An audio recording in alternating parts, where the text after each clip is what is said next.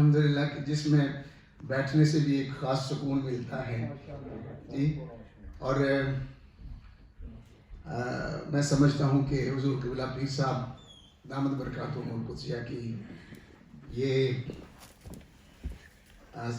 بہت بڑی ہمت بھی ہے اور ان کا فیضان ہے کہ آج ہمارے بلیڈ فورڈ میں ایک جگہ نہیں کئی جگہ پر جو ہے ادارے قائم ہیں. اور ایسی عظیم ہستی کے لیے ہمیں ہر وقت جو ہے وہ دعا گو رہنا چاہیے کہ اللہ کریم حضور قبلہ عالمی مبلغ اسلام دامت برکاتہم القدسیہ کی عمر میں اللہ کریم برکتیں عطا فرمائے, عمر خضر نصیب فرمائے اور تا قائم قیامت ان کا فیض جاری و ساری فرمائے.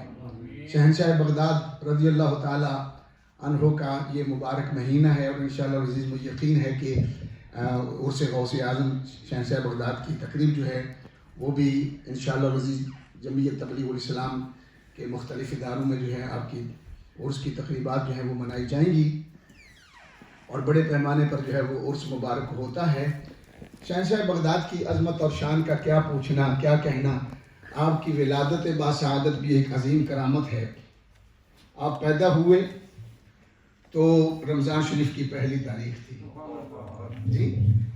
آپ پہلی تاریخ رمضان شریف کی جی. اور جس طریقے سے ہر بندہ عاقل بالغ مسلمان پورے مہینے کے روزے رکھتا ہے, اس طریقے سے شہنشاہ بغداد نے پیدا ہوتے ہی پورے مہینے کے روزے رکھے جی.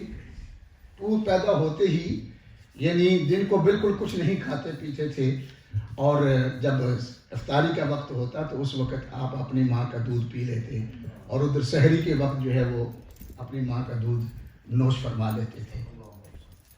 آج کل آپ دیکھتے ہیں کہ یہ ہمارے بچوں کو تو ایسی حالت کبھی ہو ہی نہیں سکتی اور ایسا بچہ اب جو ہے وہ پیدا ہونا بہت مشکل ہے. یہ شہنشاہ بغداد رضی اللہ تعالیٰ عنہ کو ہی اللہ تعالیٰ نے ایسی ایک شان عطا فرمائی تھی اور آپ کی پیدائش سے پہلے آتا ہے. یہ کتابوں میں لکھا ہے. نورانی میاں صاحب انشاءاللہ العزیز آپ حضرات کے سامنے یہ بیان کرتے رہیں گے اور مجھ سے کئی درجے علم و فضل کے لحاظ سے نسب کے لحاظ سے علم کے لحاظ سے افضل ہیں. تو کہ آپ کے والد ماجد کو نبی پاک صلی اللہ علیہ وسلم کی زیارت ہوئی, شہنشاہ بغداد کے والد کو زیارت ہوئی اور فرمایا کہ اے ابو صالح موسیٰ جنگی دوست کہ تیرے گھر ایک بیٹا پیدا ہوگا جو میرا بھی محبوب ہوگا اور رب کا بھی محبوب ہوگا, جو میرا بھی ولی ہوگا اور رب کا بھی ولی ہوگا. اے ابو صالح, اور تیرا بیٹا جو ہے اس کی شان ولیوں کے اندر ایسی ہوگی جیسی میری شان نبیوں کے اندر. اس کی شان ولیوں میں ایسی ہوگی کہ جیسی میری شان انبیاء کرام علیہم السلام میں ہے. کسی فارسی شاعر نے غالباً رومی صاحب رحمۃ اللہ تعالی علیہ یہ لکھتے ہیں کہ غوث اعظم درمیان اولیاء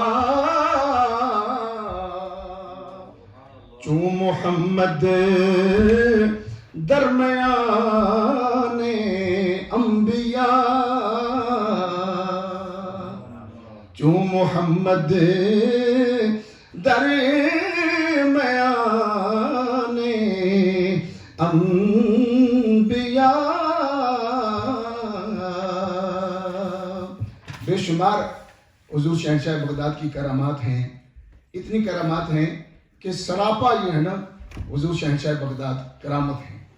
جس طرح نبی پاک صلی اللہ علیہ وسلم سراپا حضور معجزہ ہیں, سر سے لے کر پاؤں تک, اس طریقے سے شہنشاہ بغداد جو ہیں وہ سراپا کرامت ہے. بے شمار کرامات ہیں ذہن میں, لیکن چونکہ وقت جو ہے وہ اجازت نہیں دے رہا کہ کوئی کرامت آپ کی بیان کی جائے. صرف ایک طرف اشارہ کرتا ہوں کہ حضور شہنشاہ بغداد ایک مرتبہ ممبر شریف پر جو بیٹھے تقریر فرما رہے تھے تو آپ کی مجلس میں ایسے بھی صوفیاء کرام اولیاء کرام موجود ہوتے تھے کہ جو مردوں کو زندہ کر دیا کرتے تھے. یعنی غوث پاک رضی اللہ تعالیٰ عنہ کی محفل میں بیٹھنے والے, آپ کی مجلس میں آنے والے جو ہیں وہ بھی ایسے ولی ہوا کرتے تھے کچھ کہ جو مردوں کو زندہ کر دیا کرتے تھے. تو آپ تقریر فرما رہے تھے، آپ کے سامنے ایک اللہ کے ولی ایسے موجود تھے، تو ان کو تھوڑی سی اونگ آ گئی اور وہ آنکھیں انہوں نے بند کی، اور اچانک جب انہوں نے آنکھیں کھولی تو دیکھا کہ شہنشاہ بغداد ممبر سے اتر کر ان کے سامنے کھڑے ہیں، ان کے سامنے کھڑے ہیں۔ تو انہوں نے جب چہرہ اٹھایا دیکھا کہ حضور غوث پاک جو ہیں وہ میرے سامنے کھڑے ہیں، تو عرض کرنے لگے کہ اے شہنشاہ بغداد، اے پیران پیر، میں ابھی حضور صلی اللہ علیہ وسلم کی زیارت جو ہے وہ آنکھیں بند کر کے کر رہا تھا کہ حضور تشریف لائے ہوئے ہیں۔ آپ نے فرمایا کہ تم تو آنکھیں بند کر کے زیارت کر رہے تھے، میں حضور کی جاگتے ہوئے زیارت کر رہا تھا، میں اسی لیے تو تیرے سامنے کھڑا ہو گیا تھا کہ حضور تشریف لائے ہوئے ہیں اور عبد القادر جو ہے وہ ممبر پر کیسے بیٹھا رہے۔ تو کتنی بڑی شان ہے حضور شہنشاہ بغداد کی۔ اللہ کریم ہمیں شہنشاہ بغداد کے نقش قدم پر چلنے کی توفیق عطا فرمائے۔ تو ایک شعر پر میں ختم کرتا ہوں۔ میاں صاحب رحمۃ اللہ تعالیٰ علیہ نے آپ کی عظمت اور شان کو بیان کرتے ہوئے فرمایا کہ آل نبی، کچھ بدبخت جو ہیں وہ غوث پاک کو سید نہیں مانتے، ان کے دماغ پھرے ہوئے ہیں۔ آل نبی اولاد علی دی، والد اور والدہ دونوں کی طرف سے حسنی حسینی سید ہیں آپ۔ آل نبی اولاد علی دی، سیرت شکل اونا دی، نام لیا لکھ پاپ